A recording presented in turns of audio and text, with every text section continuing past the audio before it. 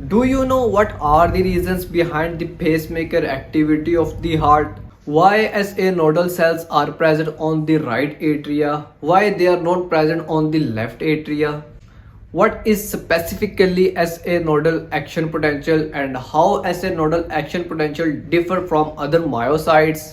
In this particular video, we will discuss all these things with logical reasons. Let's start with it. So first of all, we are going to talk about why SA nodal cells are present on the right atrium. What is the reason behind? To understand this concept, we will move into the white page section for better understanding purpose. So this is the schematic diagram of the heart. This is the superior vena cava that carries deoxygenated blood from the upper extremities of the body into the right atrium. This is the inferior vena cava that carries deoxygenated blood from the lower extremities of the body into the right atrium. And this is the coronary sinus. This carries deoxygenated blood from the heart into the right atrium.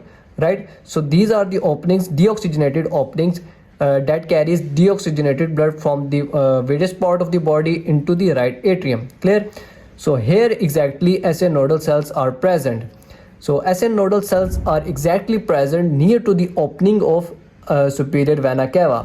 Let me explain the reason behind why SA nodal cells are present near to the opening of superior vena cava. What is the reason behind? Although there are many reasons behind, but the main reason behind is because it senses changes in the blood oxygen level indirectly. The word indirectly is very important. Let me explain it how. Remember, SA nodal cells does not directly sense blood oxygen level because SA nodal cells does not have any chemoreceptors to detect blood oxygen level. So obviously it is understood if a cell does not have chemoreceptor to detect oxygen level, so how the cell detects the oxygen level in the blood, right? So it does not detect oxygen level in the blood directly. Rather, they detect blood oxygen level indirectly. Let me explain it how. So when blood travels through the aorta or the carotid artery, remember, aorta and the carotid artery have chemoreceptors to detect blood oxygen and carbon dioxide level. Clear? So when blood oxygen level goes down due to any reason, then what will happen?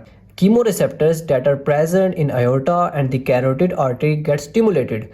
So what they will do? They will send signal to the brain to adjust the autonomic nervous system according to that. What will happen? The autonomic nervous system will activate the sympathetic nervous system, and at the same time parasympathetic nervous system will get suppressed, right?